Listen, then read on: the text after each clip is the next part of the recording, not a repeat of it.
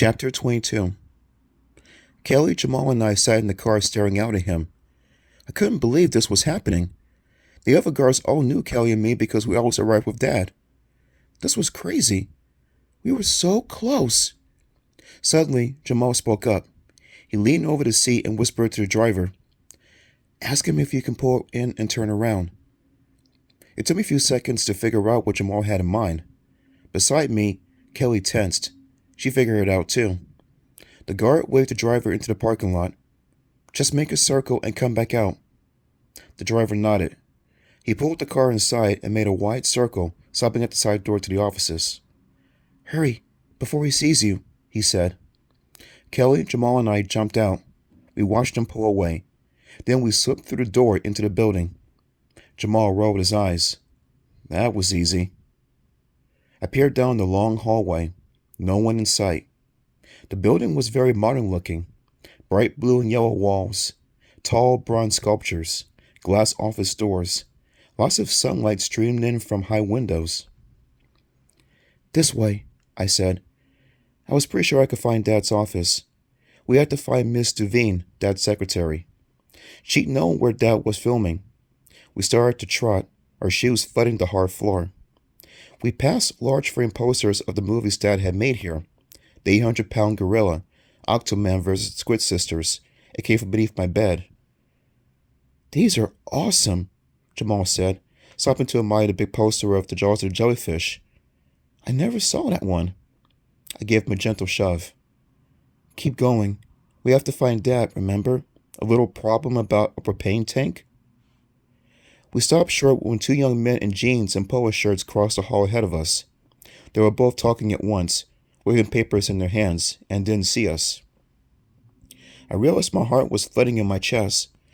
Was I leading in the right direction? I heard some women laughing in an office to our left. "Hurry," I whispered. We ran past the office and turned the corner. It suddenly looked familiar. In front of us, there stood an enormous 8-foot-tall Oscar award with a hairy gorilla arm coming out of the top.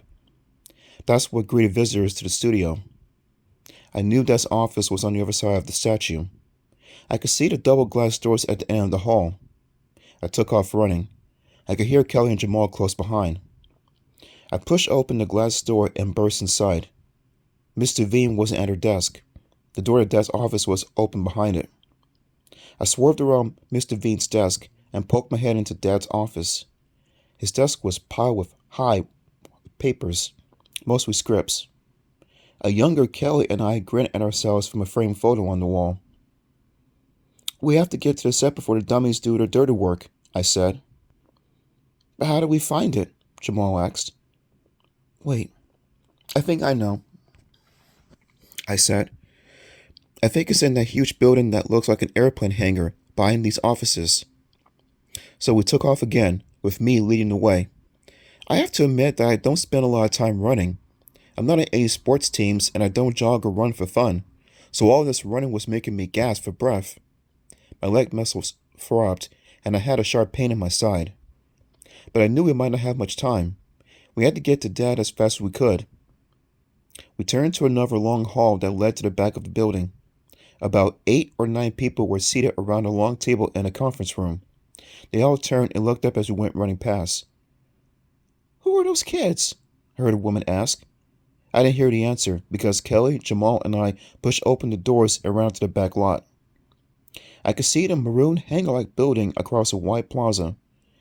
Men were moving a tall boom microphone in through the front doors.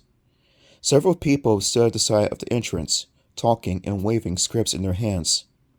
In front of us stood a row of white trailers. I knew the actors stayed in the trailers when they weren't working on the set, and I knew there were trailers for the makeup people and a few trailers for the tech guys. Almost there, I thought. In a few seconds, we'd be at the site and we could tell Dad about the missing propane tank and maybe save everyone's lives. "This way," I motioned to Kelly and Jamal. They were both breathing hard, and I could see the tension on their faces as they gazed at the enormous building. We started to run through the rows of trailers when a voice rang out. "Hey, stop!" With a sharp gasp, I turned to see 2 dark uniformed security guards moving toward us. "The guy in the parking lot," Jamal choked out. He must have alerted them. Stop! Stop right there, kids. You don't belong in this lot. The two men began jogging fast. We slipped between two trailers where they couldn't see us. We had to escape. We had to find Dad. We didn't have time to deal with these guards. My brain was spinning. I didn't think. There was no time to think. I ran up the short ladder, pulled open the door to one of the other trailers, and the three of us stumbled inside.